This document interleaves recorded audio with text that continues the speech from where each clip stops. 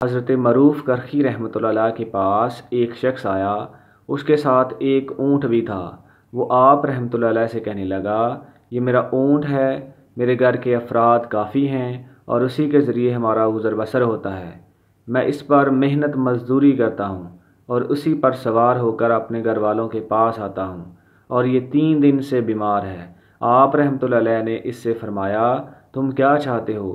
اس نے عرض کی، میں چاہتا ہوں کہ آپ اللہ پاک سے میرے لیے دعا کریں۔ آپ رحمۃ اللہ علیہ نے لوگوں سے فرمایا، اپنے بھائی کے لیے اللہ پاک سے دعا کرو کہ اللہ اس سے مصیبت دور کر دے۔ آپ نے ہاتھ اٹھائے، پھر آپ نے دعا کی، دیکھتے ہی دیکھتے اونٹ کی بیماری دور ہوگی۔ اللہ رب العزت کی ان پر رحمت ہو اور ان کے صدقے ہماری بے حساب مغفرت ہو، آمین۔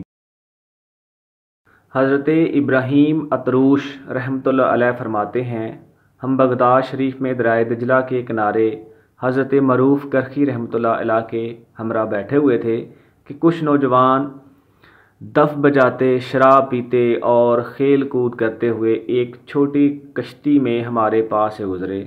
لوگوں نے حضرت معروف کرخی رحمۃ اللہ علیہ سے عرض کی، کیا آپ انہیں دیکھ رہے ہیں کہ کس طرح کھلے عام اللہ پاک کی نافرمانی کر رہے ہیں؟ آپ ان کے لیے بد دعا کیجیے۔